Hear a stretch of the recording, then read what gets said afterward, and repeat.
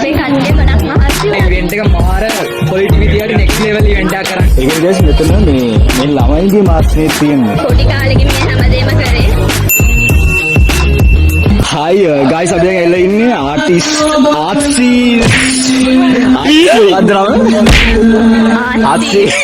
අයියෝ පොඩේ. අයියෝ පොඩේ.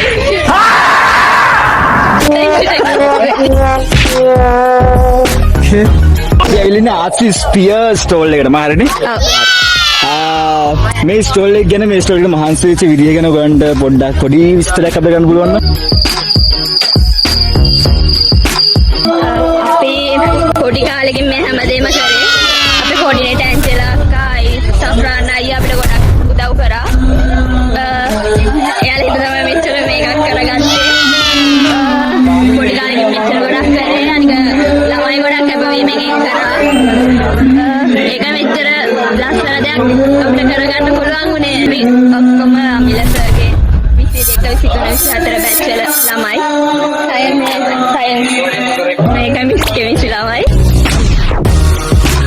මෙතන යන ඉලරගෙන යන්නත් පුළුවන්. මේ ඊයක හර තියෙනවා. ඒ කියන්නේ guys මෙතන මේ ළමයිගේ මාත්‍රේ තියෙන්නේ. මේ ළමයි අපේ අම්ලිස්ටර්ගේම ළමයි ඇඳපු ආර්ට්ස් තියෙන්නේ. මේවා මෙතන විකුණනවත් එක්ක ඔක්කොම විකුණන්නේ නැහැ නේ. ඒවා ප්‍රයිසස් ගහලා තියෙනවා විකුණන. ඒ ළමයි අඳපු ළමයි කැමැත්ත මත.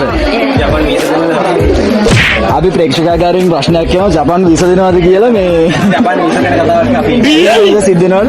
නෑ සිද්ධ වෙන්නේ. එහෙම සිද්ධ වෙන්නේ නැහැ සෝරි.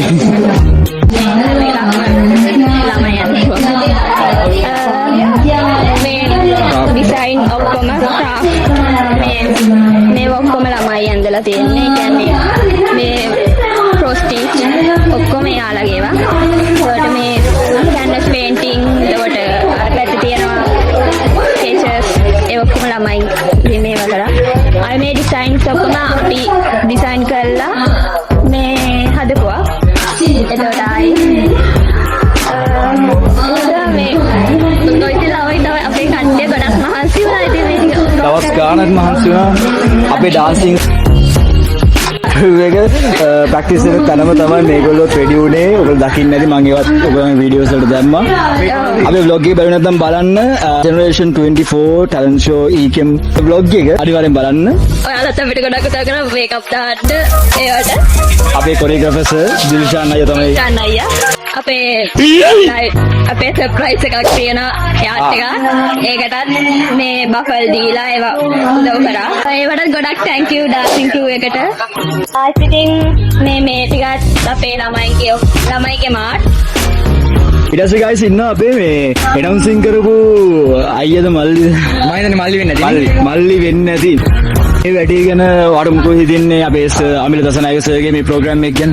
සර් ගැන කියන්න කලින් මේ සර්ගේ වැඩේ කියන්නේ සර් අර වැඩේ කරාට ඇත්තටම බර ඇද්ද වෙන්නේ මෙයාලා. අපි දැක්ක දවස් ගාණක් රාජගිරියේ ඉඳලා නේද ප්‍රැක්ටිස් වෙලා ඒ කියන්නේ ලොකු මහන්සියක් දැන් මෙයාලගේ ඇක්ටර්ට ගැලපෙන විදිහට මෙයාලා අපේ වෙලා ඒ කරන්න ඕනි හැමදේම කළා.